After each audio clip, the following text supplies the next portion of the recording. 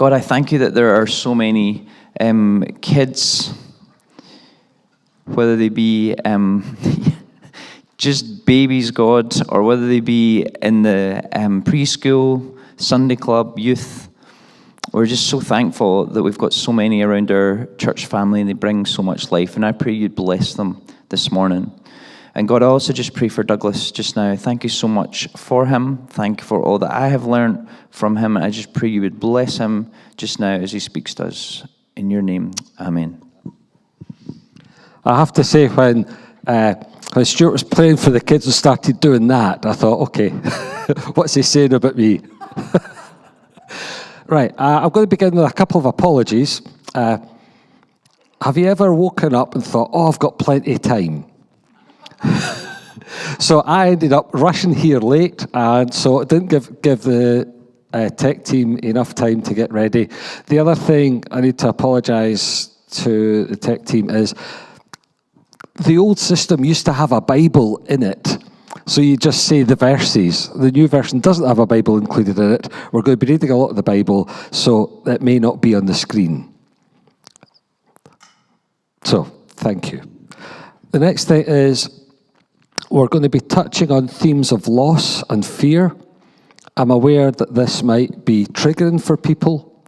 If it gets too much, just feel free to leave, because this is St. John's. People come and go all the time. And I will assume it's not because I'm boring. Although if it is really terrible, just go. And if you do get affected by any of the themes, then please speak to some of the leaders, and they'll either help you or point you in the direction of help.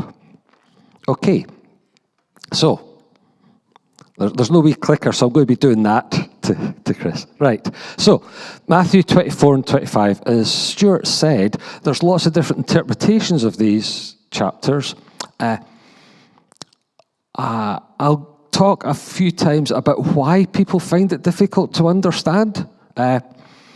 And so I'll go through some of that, some of the different interpretations of it, some of my insights, and then I'll end up by reading both chapters. So that's the opposite way that we normally do it, but I'll kind of give you some tools to help you understand what's being said, and then we'll go through it. The aim is to help you guys make up your own mind.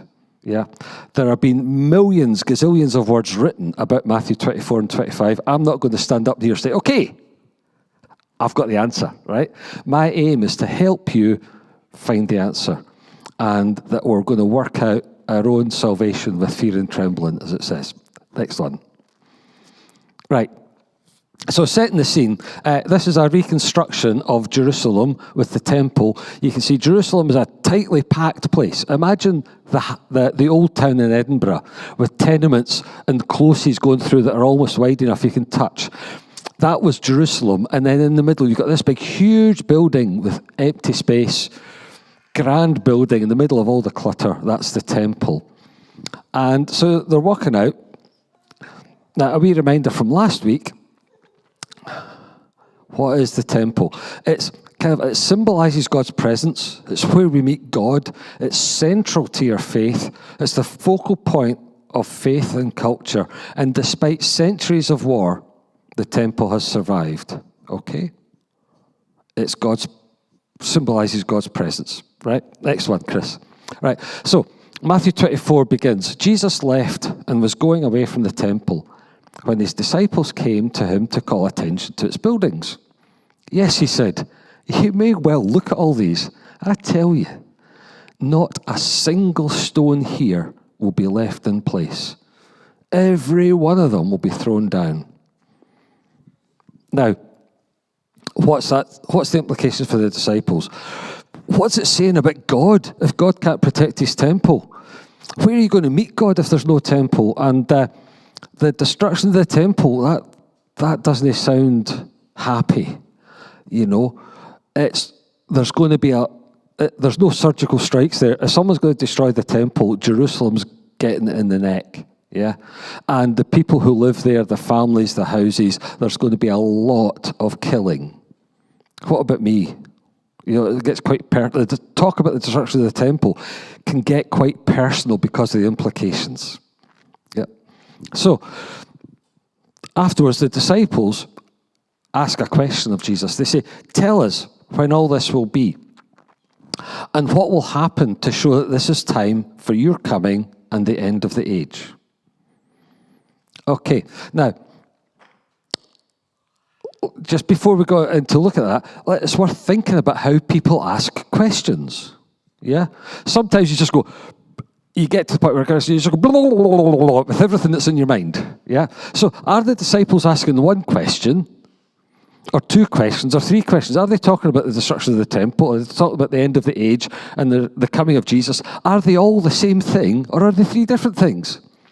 And even, I'm sure you've been in the situation yourself where you've got something on your mind, but you can't put it into words. So the question they're asking, is that actually what they want to know? You're just saying that's how people ask questions, yeah? So they've asked these questions. Okay, so think that in your head. What actually are they asking? Now, some Christian commentators have believed that these are all one event. The destruction of the temple, the time of Jesus coming, and the end of the age are all one thing. Other Christians will say that they're different things. So, in Jesus' answer, is Jesus' answer about one event, or is Jesus' answer encompassing three different events? Yep. Next one, Chris. So, yeah, and again, next. So, as far as Christian commentators now, everyone agrees the temple has been destroyed. That's a relief, yeah? The temple is gone. In 70 AD, I think it was completely destroyed. Next one, Chris. So, some people say the end of the age that the disciples were asking about is the end of the age of temple worship. So the age has already ended. Yeah? Next one, Chris. Some people say the end of the age is the end of the universe. The age has not ended. Yeah? Next one, Chris. Some say that Jesus' coming is his resurrection, which has already happened. Other people, next one, Chris. Other people say that Jesus' coming is his return to earth, which has not happened. So that's where some of the debate is coming from. Next one, Chris. Right. Now, one of the problems that people have when they're reading this is they only look at part of Jesus' answer. They'll only look at the first half of Matthew 24. But it's clear from the way it was written, because they never had punctuation when they were writing Greek, they never had paragraph headings and chapter headings. They would use language that would tell you when it's at the end of the section, just as I am doing with the words I'm saying. So you get to Matthew 26, verse 1, it says, when Jesus had finished teaching all these things, so that tells us that Matthew 24, Matthew 25 are all part of the same conversation. So if we want to understand Jesus' answer, we need to look at both chapters. And the other thing is, we need to bear in mind that when Jesus was asked a question, he said what needed to be said. He didn't always answer the question, right? So I'll say that again. When Jesus was asked a question, he said what needed to be said. He didn't necessarily do what people thought was answering the question. Can I have the next one, Chris? Yeah. So, this is a bit small. So, this is the story of... Oh, it's not worked very well on this. Oh, okay, sorry about this. This is the story of the woman caught in adultery. So the bunch of Pharisees have grabbed a woman that's caught in adultery. The punishment is to throw stones at her until she's dead. Totally brutal. And anyway, they go up to Jesus and say, "Teacher, this woman was caught in the very act of committing adultery. It's interesting they caught the woman, but they never caught the man. Yeah, wee thing there. Yeah, the punishment for adultery was for both of them, but they're only punishing the woman. Yeah. Anyway, I suspect a lot of you have already noticed these things in the Bible. Yeah. So the woman's caught in the act of adultery. In our law, Moses commanded that such a woman must be put to death. Well, now, what do you say? And Jesus' answer was, whichever one of you has committed no sin may throw the first stone. He has totally not answered the question, yeah? But he has said what needed to be said. And again, in the parable of the Good Samaritan, sorry it's so small, you'll be able to see it better when you get onto the website. But the teacher of the law asked Jesus, who is my neighbor? And Jesus tells the parable of the Good Samaritan. And then says, okay, who was the neighbor to the man that was beaten up? And the teacher of the law says, well, it was the Samaritan. And Jesus commands, go and do the same. So again, Jesus hasn't answered the question, who is my neighbor? But he's said what needed to be said. And in this case, he's given an instruction. Next one, Chris. So, just to reiterate, when you ask Jesus a question, he doesn't necessarily answer the question, but sometimes he gives instructions. Next, Chris. Yeah. So, we cannot fully understand by reading alone. We get a deeper, fuller understanding by doing. I'll give some examples, right? There are people here who are parents, people who are about to be parents. Antenatal classes are really helpful. Yeah, they prepare you, get ready. And I remember speaking to a pal of mine, about to have the first child, said, we know that having a child's going to change our life. I spoke to him a few weeks later, after the baby had born. Being a parent has changed our lives. Yeah. There's a different type of understanding you get from doing it, from living it. So Jesus' answer to the question of when this is going to happen, he didn't give any clear timescales. He could, if he's the Son of God, he could have said, well, there's going to be a time when there's 4 emperors in a year. Don't wait for the 4th one. When you see the 3rd one in the year, the next year Jerusalem's going to be under siege. No one gets out. Most people die. So when there's 3 or 4 emperors in a year, leave. Better still, things are going to really start going bad when, in order to curry favour with Caligula, the prefect of Judea puts images of the emperor in every synagogue. Once that starts happening, life gets really dangerous. There's all sorts of rioting, armed groups messing about. As soon as you see that, that's a warning, yeah? He didn't. He could have given, it says, actually, the temple's going to end in 33 years. He didn't say that. What he did was he gave warnings and he gave instructions. No clear timescales. He could have done, but he said what needed to be said. What needed to be said was warnings. What needed to be said was instructions. Next, Chris. So, it is so this is the first reason why Christians find this so difficult. It's so easy to get caught in arguments and debates about timescales.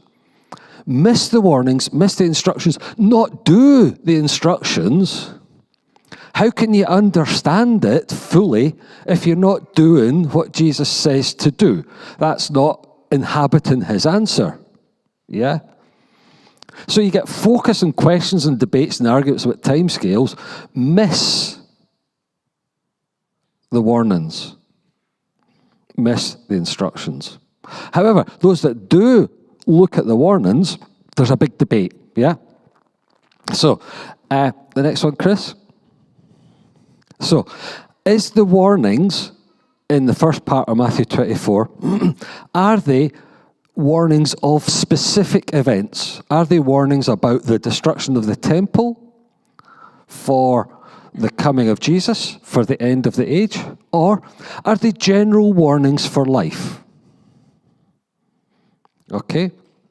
Or are they both? Are they talking about specific events, but they're also telling us good things about life?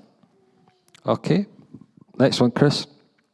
However, all Christians agree that the instructions at the end of 24 and all of Matthew 25 are instructions that we should live by today. It's just that they're not always looked at as if they're answers to questions about when's the end of the age, when's Jesus' return, when's Jesus coming. However, there's general agreement. Matthew 25 and the end of Matthew 24 are for us. They were for the apostles, but they're also for us. Next one, Chris. Now, what I'm going to do is I'll go through some of the warnings, some of the instructions, just to give a brief view of some of the way it's interpreted, some of my thoughts, and then at the end we'll go through it all. So the first instruction is don't be deceived. Yeah? There's lots of things in the world that no one can be certain about. Weather forecasts are getting better, but they're not perfect.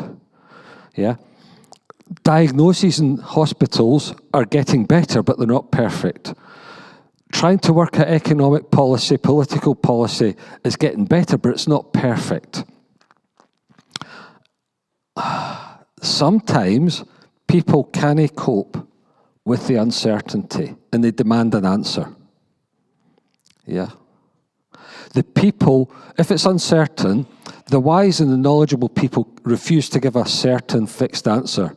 The people who will give you a fixed answer are the fools and the con artists. So, in times of uncertainty and chaos and complexity, that is the time when fools and con artists thrive, and the people who claim, I'm the one that's got the answer, they get an audience, because people would rather have the certainty of a lie than live with the chaos and complexity of we don't really know. Yeah, uncertainty and that fear makes you vulnerable to con artists. And it's a good check for con artists is that, are they saying, it's really easy and I've got the answer? That's a good tick box exercise for con artists. That will go, next one, Chris. Yeah, so can you go back again? Sorry, I missed that, yeah. So that's true in families, it's true in business, it's true in the workplace, it's true in politics, it's true in the church. Yeah. So in a time of uncertainty, the people who are giving you nice, clear, simple answers are often con artists. The people who can tell you, I know the truth, the people who are saying, well, we're not quite sure, are often the wise. In times of uncertainty. There are some things that people are certain about, but yeah, that's another story. Right, next one, Chris. Okay, so the next thing that Jesus says is many people will be deceived. Messages of violence and hate will spread. Many people will hate those who follow Jesus' teaching. Now, Jesus' teaching, if you're familiar with it, is about being kind to people. Yeah? There's many people who will hate you because you want to treat immigrants, the disabled, those who are different, the vulnerable. You want to treat these people with kindness and respect. There are people who are going to hate you. That's what Jesus is saying. That people who try to follow Jesus' teaching will be attacked and betrayed. Okay? Next one, Chris. Despite this, we should stay true to Jesus, and the end will come. This mess won't last forever. Stick true to Jesus. Next. Okay. There are some things, however, that you can spot coming, and we should act. So there's some stuff you can't be sure about, there's some stuff you can. Now, Jesus talks about the awful horror. There's a lot of debate about what that might be. I've given you two theories. One is that it's the sticking of the images of Emperor Caligula in all synagogues in Judea. That's an awful horror in the holy place. Another one would be the robbing of the temple in order to pay tax to Rome. That would be another interpretation of the awful horror. But there's lots of them. However, does this apply to us as well? What is our own version of the awful horror? For example, there's a lump where there shouldn't be a lump. There's bleeding where there shouldn't be bleeding. It's easy to put it off. Don't go to, Jesus says, act now. When you see these signs, act now. Or politically, if you happen to live in Gaza and you see Hamas launching rockets at Israel, you know what's coming next. Don't hang about, because borders get closed. If you hear people making abusive remarks about a colleague, is that something you need to act on now or just let it pass? What are the horrors that are awful that we see today that we should act on? That's one of the debates about how this is interpreted. Okay, next one. So as I said before, some things are impossible to predict. Next again. So, if things are impossible to predict, it's important to be ready for them because they're going to happen anyway. The classic one that's impossible to predict, but it's going to happen anyway, is the date of our death. Having gone through bereavement, it really helps if you've got a will, if you've talked about what will happen when one person dies. So, what are things that are inevitable but we can't predict them? How do we prepare for them? We don't know exactly what effects climate change is going to have, but it's going to have an effect. How do we get ready for that? And then be wary of those who claim certainty about stuff that you cannot be certain about. Next. Okay. The other thing is that the things that you're worried about may take a lot of time to happen. So you might be worried about it, but it might take ages to happen.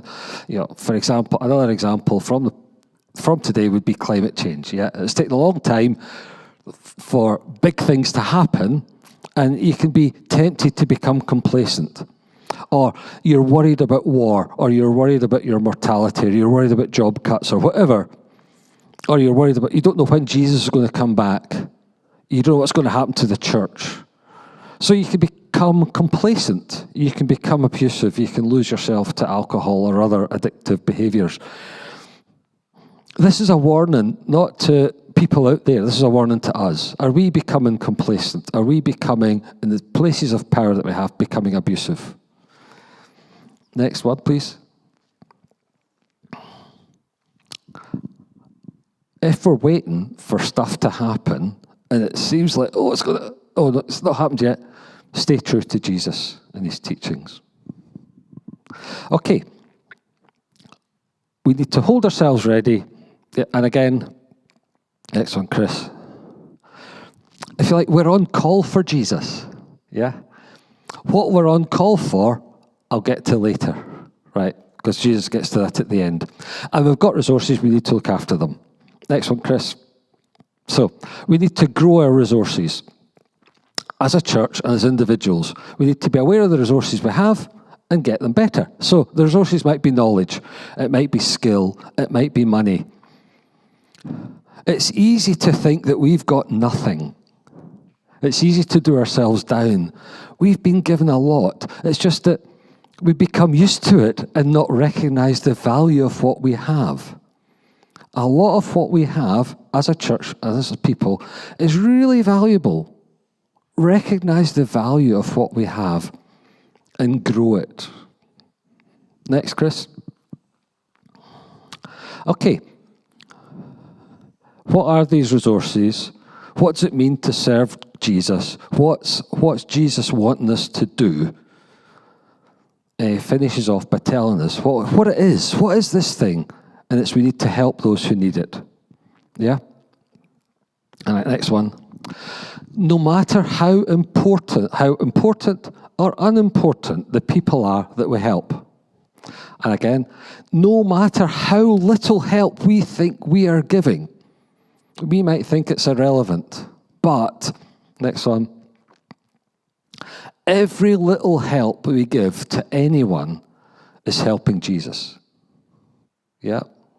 Next one, Chris. So, everyone agrees the temple's been destroyed. And again, Yeah, Chris. Now, last week we talked about how central the temple was. Talked about that earlier today. It's where we meet God. It symbolizes God's presence. It's the focal point for our faith and our culture. The temple remains. It's a sign of God. Jesus says it's going to be gone. And then he says the parable of the sheep and the goats. The implication to me, my reading of it, is that where do we meet God? What symbolizes God's presence? What's the thing that brings us together? What's the focal point for our faith? What's the focal point for Jesus? Next, Chris. It is by helping people who need it. No matter how little we do, no matter how unimportant people are, every time we help someone, we're helping Jesus. We want to know how to meet Jesus? We help people. Who gets into heaven? Who's saved? Those who give a drink of water to someone that's thirsty. Who's saved? It's the person who will visit the sick person in hospital. Jesus doesn't mention any statements of faith, any conversions, any repentances. He says, I was thirsty and you gave me a drink. I was hungry and you fed me. Come in and share my paradise. And then he'll say to the other people, well, I was thirsty and you refused even to give me a drink. I was hungry, I was naked, I was a stranger. You didn't welcome me in. Go to hell. One of the things I've found interesting over the years, looking at statements of faith, looking at creeds, where does love fit into that? If we are not, tying it all together, if we are not doing this basic stuff, we cannot understand Jesus' answer about the end times. We can only understand what Jesus is saying here if, despite all the misery we're going through, we're still able to help people. If our life is collapsing, are we able briefly to look beyond ourselves and say, well, I'll say hello to that person, I'll give them a smile because they're looking down. That getting beyond that well of pain, that pit of despair that you can find yourself in is really difficult. But it's so redeeming, speaking from personal experience, if you, in the middle of all that horror, can actually look at someone else and think, I can't do much, but I can at least say hello. Right. Thanks, Chris. Now, I'm going to read Matthew 24 and 25. So that's my thoughts. I will say, these are my thoughts. Some ideas of how to avoid traps, how to avoid debates that miss the point. But it's between you and God. It's between us collectively and God. It's not just about me. So I'm going to read Matthew 24, 25, and just let it seep in. And what strikes you, what's important, what's relevant. So, actually, I'm going to start from the end of Matthew 23. Jerusalem, this is Jesus speaking. Jerusalem, Jerusalem, you kill the prophets and stone the messengers God has sent you. How many times have I wanted to put my arms around you, people, just as a hen gathers her chicks under her wings, but you wouldn't let me. And so your temple will be abandoned and empty.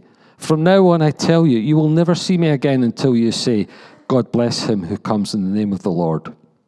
Then Matthew 24, verse 1. I'm reading from the Good News translation. Jesus left and was going away from the temple when his disciples came to him to call his attention to its buildings. Yes, he said, you may well look at all these. I tell you this, not a single stone here will be left in its place. Every one of them will be thrown down. As Jesus sat in the Mount of Olives, which is just a bit of a walk outside Jerusalem, so you get a good view of Jerusalem, you can see it, so they can see what they're talking about. As Jesus sat in the Mount of Olives, the disciples came to him in private. Tell us when all this will be, they asked, and what will happen to show that it's the time for your coming and the end of the age? Jesus answered, be on your guard. It's interesting, that's the first thing he says. Be on your guard and don't let anyone deceive you. Many men claiming to speak for me will come and say, I am the Messiah, and they will deceive many people. You're going to hear noises of battle close by, and the news of battles far away. But don't be troubled. Such things must happen, but they don't mean that the end has come. Countries will fight each other. Kingdoms will attack one another. There will be famines and earthquakes everywhere. All these things are like the first pains of childbirth.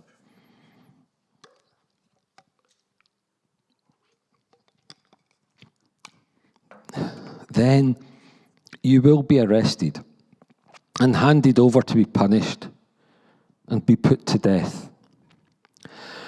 All nations will hate you because of me. Many will give up their faith at that time. They will betray one another and hate one another. Then many false prophets will appear and deceive many people. Such will be the spread of evil that many people's love will grow cold. But whoever holds out to the end will be saved. And this good news about the kingdom will be preached through all the world for a witness to all nations. And then the end will come. You will see the awful horror of which the prophet Daniel spoke. It will be standing in the holy place. Note to the reader, be sure to understand what this means. Then those who are in Judea must run away to the hills. Someone who's on the roof of his house mustn't take time to go down and get his belongings from the house. Someone who's in the field mustn't go back to get his cloak. How terrible it will be in those days for women who are pregnant, for mothers with little babies. Pray to God that you don't have to run away during the winter or on a Sabbath.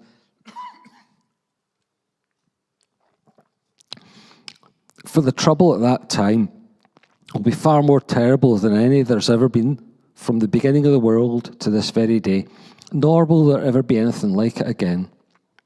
But God has already reduced the number of days. Had he not done so, nobody would survive. For the sake of his chosen people, however, God will reduce its days. Then, if anyone says to you, look, here's the Messiah, or there he is, don't believe it. For false messiahs and false prophets will appear. They will perform great miracles and wonders in order to deceive even God's chosen people, if possible. We warn in there, someone can do miracles and do great signs and prophecies. Doesn't mean they're from God. Listen, I've told you this before the time comes. Or if people should tell you, look, he's out in the desert, don't go there. Or if they say, look, he's hiding here, don't believe it. For the Son of Man will come like the lightning which flashes across the whole sky from east to west. Wherever there's a dead body, the vultures will gather. Soon after the trouble of these days, the sun will grow dark, the moon will no longer shine, the stars will fall from heaven, and the powers of space will be driven from their courses. Again, that's often interpreted as political chaos and war. Then the sign of the Son of Man will appear in the sky, and all the peoples of the earth will weep as they see the Son of Man coming on the clouds of heaven with power and great glory. The great trumpet will sound, and he will send out his angels to the four corners of the earth, and they will gather his chosen people from one end of the world to the other. Let the fig tree teach you a lesson. When its branches become green and tender and it starts putting out leaves, you know that summer's near. In the same way, when you see all these things, you'll know that the time is near, ready to begin. Remember that all these things will happen before the people now living have all died. Heaven and earth will pass away, but my words will never pass away. Just a wee note, we're not quite sure when Jesus said this, but the temple was destroyed probably within 30 or 40 years of him saying this. However, no one knows when that day and hour will come, neither the angels in heaven nor the Son nor the Father alone knows.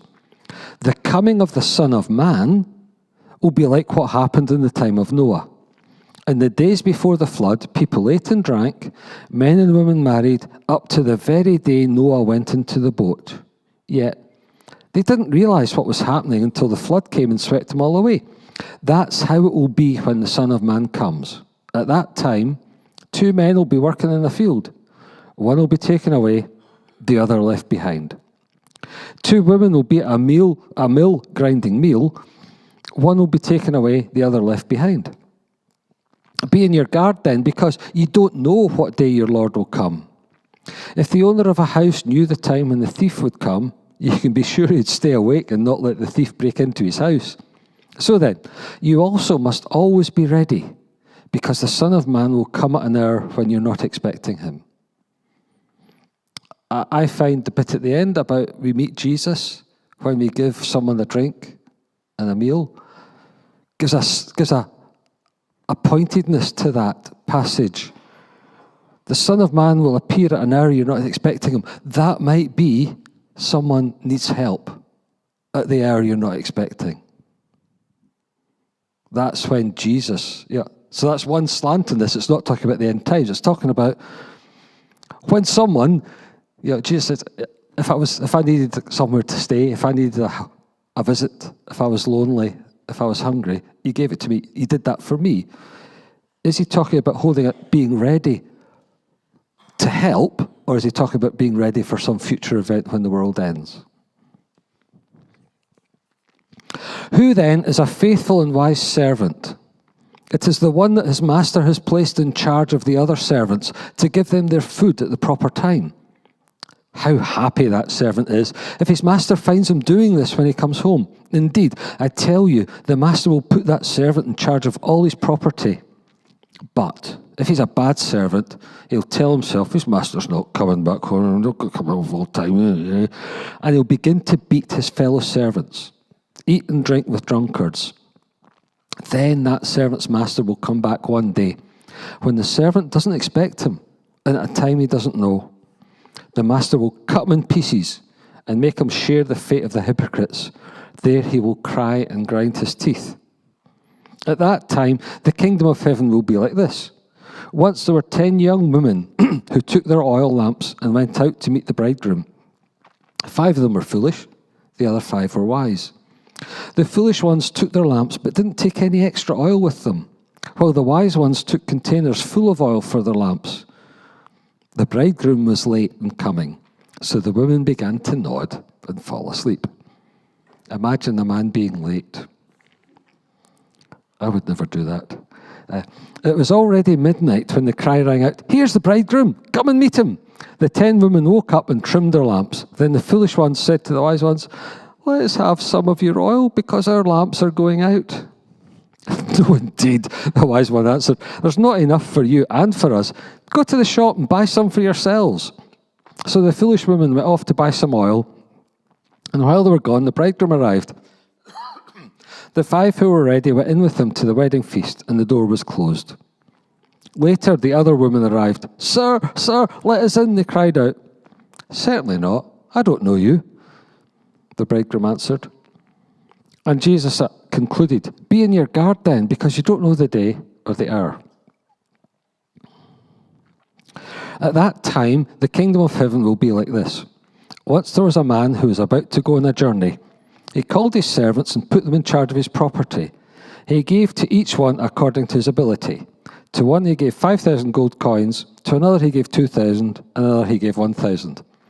Just a wee linguistic aside there, 1,000 gold coins was called a talent in a lot of the older translations of the Bible into English that uses the word talent. So the word talent, meaning a gift, an ability, whatever, comes from an interpretation of this passage. So, the servant who'd received 5,000 coins went at once and invested the money and earned another 5,000. In the same way, the servant who'd received 2,000 coins earned another 2,000, but the servant who'd received 1,000 coins went off, dug a hole in the ground, and hid his master's money. After a long time, the master of those servants came back and settled accounts with them. The servant who'd received 5,000 gold coins came in and handed over the other 5,000. You gave me 5,000 coins, sir. He said, look, here's another 5,000 that I've earned. Well done, you good and faithful servant, said his master. You've been faithful in managing small amounts, so I'll put you in charge of large amounts. Come on in and share my happiness. Then the servant who'd been given 2,000 coins came in and said, look, you gave me 2,000 coins, sir. Look, here's another 2,000 that I've earned. Well done, you good and faithful servant, said his master. You've been faithful in managing small amounts, so I'll put you in charge of large amounts. Come on in, share my happiness. Then the servant who'd received 1,000 coins came in and said, sir, I know you're a hard man. You reap harvests where you don't sow. You gather crops where you didn't scatter seeds.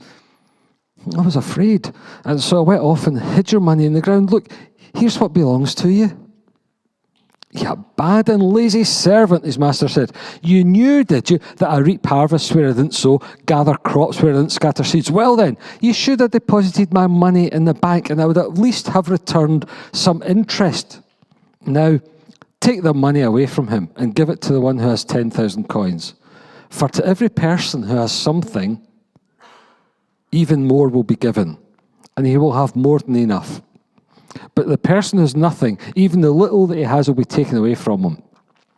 As for this useless servant, throw him outside in the darkness, where he'll grind his teeth and cry.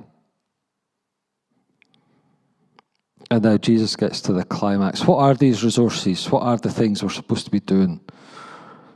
When the Son of Man comes as king, and all the angels with him, he will sit on his royal throne, and the people of all the nations will be gathered before him.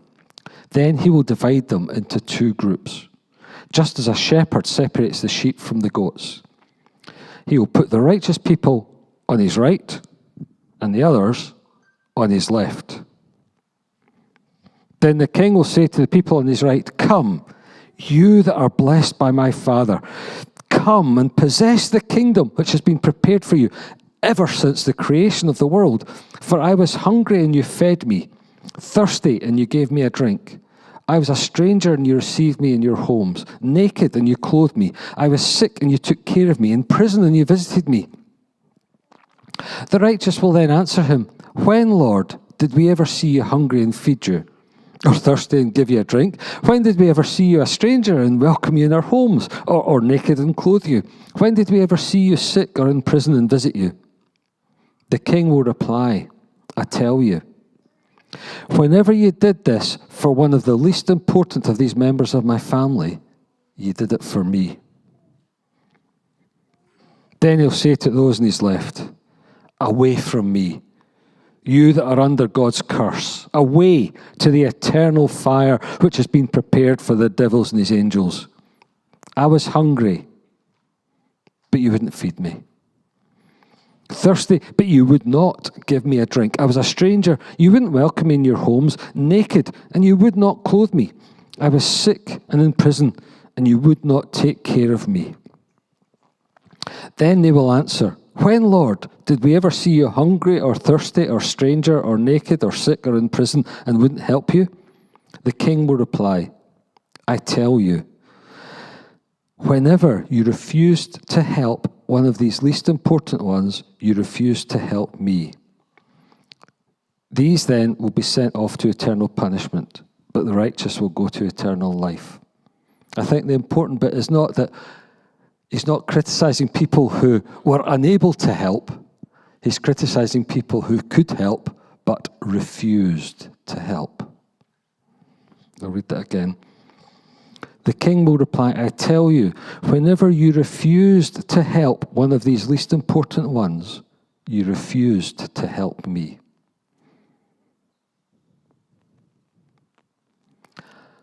Amen.